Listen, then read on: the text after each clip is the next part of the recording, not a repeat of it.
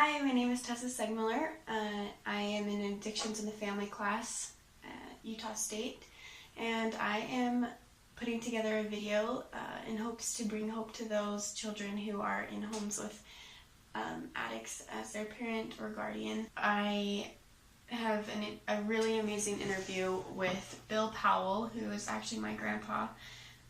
He grew up in a home with an alcoholic father, and I asked him questions about his life as a child and how he feels like that's affected him as he's grown up, and why he made the choices he did to steer clear from addictions. And so I'm excited for you guys to hear a little bit about him, and I hope that hearing about his story can bring hope to those that are feeling like they are stuck. What type of addictions were you around growing up? Alcohol addiction. Nobody in the family smoked, but Dad did have a problem with alcohol. How old were you when you learned that your parent was an addict? My father was an addict way before I was born, and when I was 5, there was a divorce. So he was out of our home probably when I was 3 or 4, but he kept visiting, and I always thought of him as just my dad, and I saw him drunk sometimes. But when I was 10, 12 years old, I began to realize it was a problem, and it wasn't just Dad but not everybody acted that way. So I would say 10 or 12, I began to realize it was a problem. So how was your childhood affected by addictions? My childhood was affected because after I was 3 or 4, we didn't have a father in the home ever. My mother never remarried.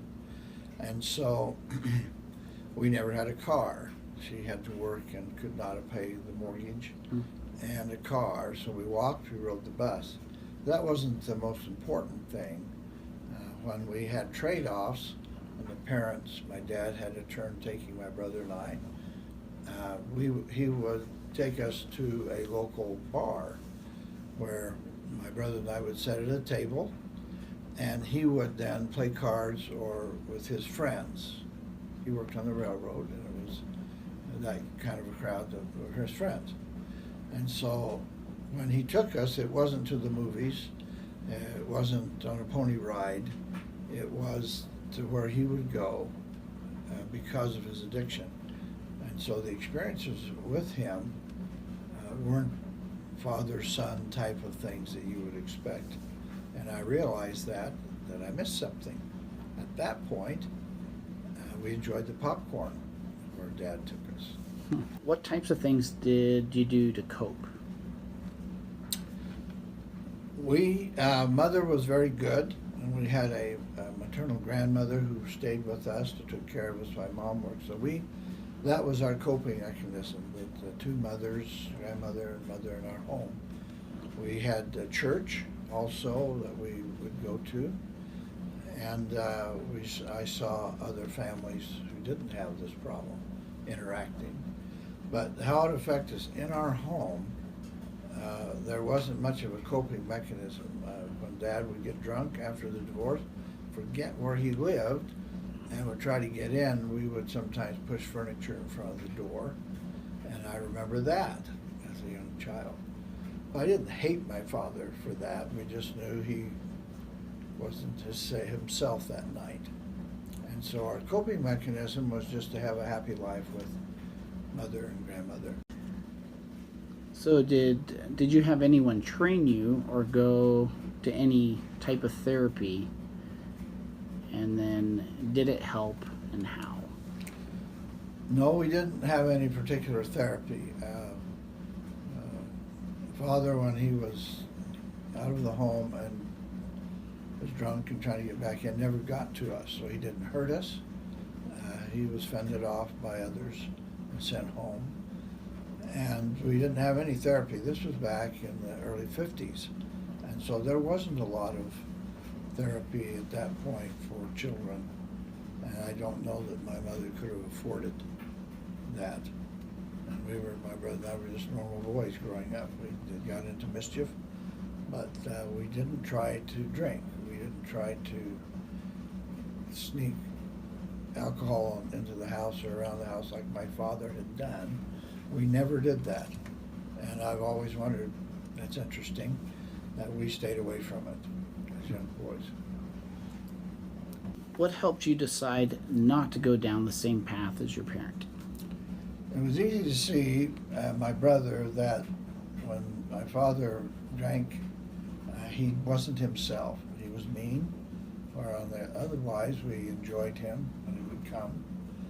And so it was easy for my brother and I to not want to follow that path. And at one time when my dad was over visiting, and I don't remember how old I was, maybe 6, he gave me a drink of beer, and my mother just went nuts when she found out. And I can to this day remember how that smelled.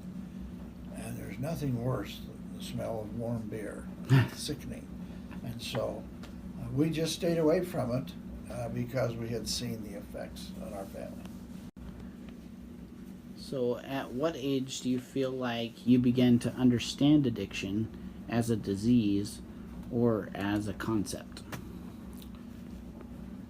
I believe that when I was 12 and I began associating with the families in our church and families in the neighborhood who had fairly normal lives and weren't addicted, I looked to them as a model and tried to look forward to patterning my life after them. And so and that was when I was 12, 13, and going out and starting to get in junior high and beginning to look around to other families. I realized there were alternatives that were better. How do you feel like your childhood around addiction affected your parenting and adult life? That's an excellent question, because anyone who's grown up in a family who does not have either a mother or a father misses the training you get in seeing the interaction, the affection or the discussion, either happy or sad, of parents. You miss that training, and that is a huge training ground to know how you can argue with a spouse but still love them and hug them. And I never saw that happen in my family. There was never another spouse there. And affected my way that I went about associating with girls and knowing how I would feel if I was in love.